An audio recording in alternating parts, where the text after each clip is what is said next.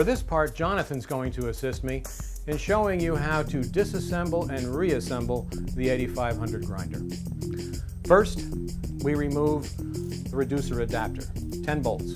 After you get the bolts out, the reducer adapter is not going to pop off. There is a very thin film of RTV between those two members, and that will need to be broken apart with the use of a standard scraper tool or perhaps a chisel point, and then thoroughly cleaned on both surfaces. Now is a good time for us to see what's inside the upper housing, the change gears. Note that they are different diameters, different number of teeth. That is one of the reasons that the Franklin Miller grinder is so effective. These are counter-rotating cutter shafts, each one turning at a different speed. On top, the bottom half of the Franklin Miller steel 3-jaw coupling. And to get the coupling off, this castle nut has to be taken off of the end of the drive shaft. In order to do that, you'll need to lay the grinder down. Okay, with the machine down in this fashion, Jonathan's going to show you how to disassemble the bottom end of this machine. Having already bent the tab of the lock washer out of the way, you now loosen and spin off the bearing nuts.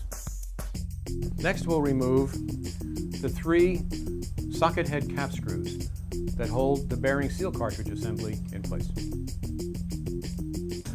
Now that those are out of the way, the next step is to remove the bearing seal cartridge, and that is done by using 2 jack screws to actually push the seal cartridge assembly right off the shaft.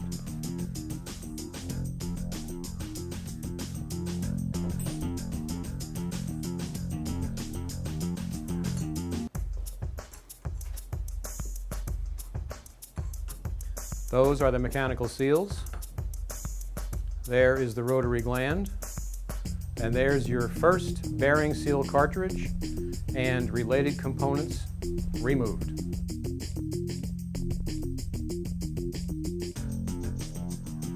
The second bearing cartridge is just about ready to pop out.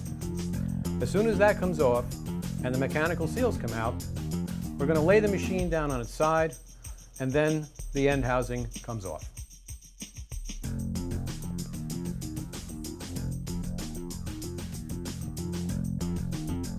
For ease of disassembly and reassembly, we're going to want to make sure that we lay our Taskmaster down with the bushing deflectors up. That is this area that's cast into the top and bottom housings. The next step is to remove the 4 3/8 16 socket head cap screws, 1 in each corner of the lower housing. Now the lower housing just pops right off. Note that the cutter cartridges are being taken off in pairs. That's necessary because the cutters are interlocked. Remember, when working on any sewage grinder, it must be fully steam cleaned and disinfected. That's just another benefit of having a Franklin Miller grinder. A lot less maintenance.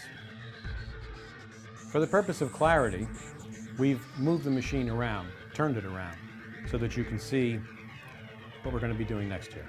First thing to do is to remove the 2 set screws that hold the coupling to the shaft. Next, the castle nut comes off, and the coupling will slide off the drive shaft. Now you can easily see the smaller change gear. Next, we'll remove this bearing nut, which will allow us to take this change gear off.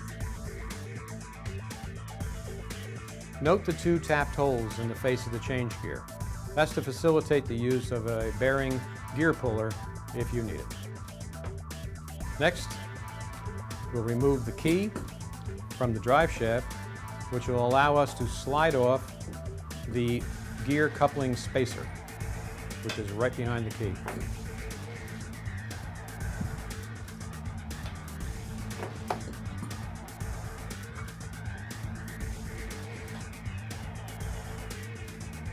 Now we're ready to take these two bearing seal cartridges off.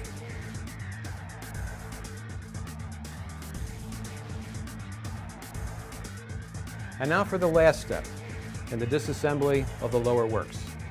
The removal of these 4 bolts, one in each corner, which will break apart the side frames from the top housing.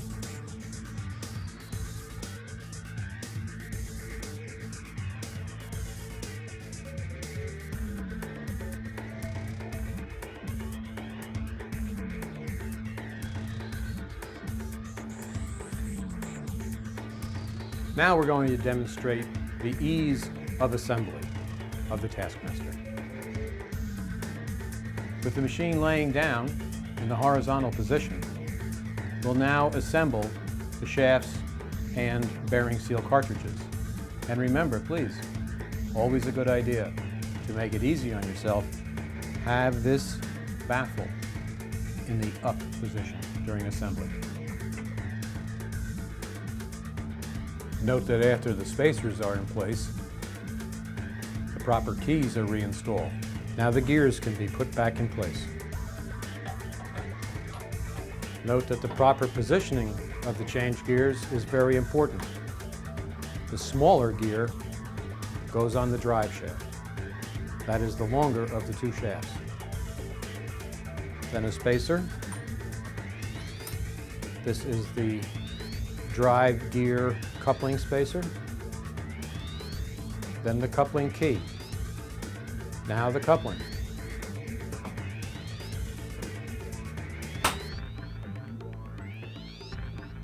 Large heavy washer.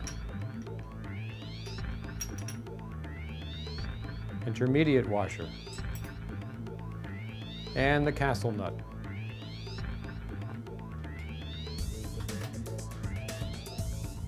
Now the coupling set screws. Installing the lock washer and bearing nut on the driven gear.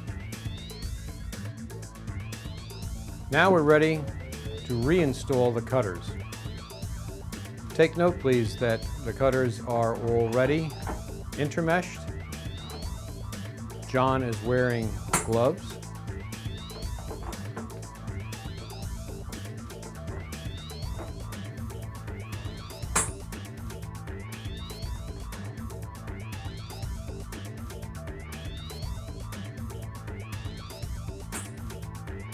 Now the bottom housing is being assembled, and we are making sure that our bushing deflector is in the up position, matches the housing at the top. With a Taskmaster grinder, you won't find any cutter shims or any tricks or any extra parts to help make up the length of the cutter stack. The cutter stack is controlled by the cutter cartridges. Now we do the bearing seal cartridges.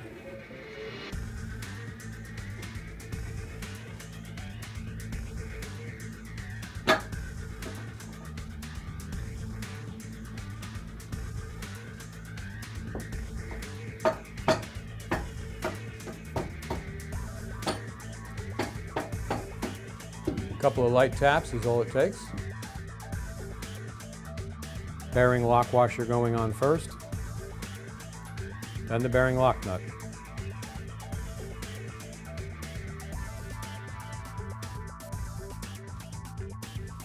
Now we're going to install the bottom cover. First thing to do is to put in a 1/4 NPT pipe plug in place.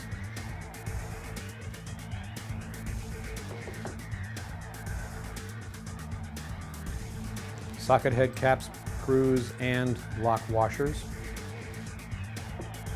Please note that this part will also require a light film of RTV sealant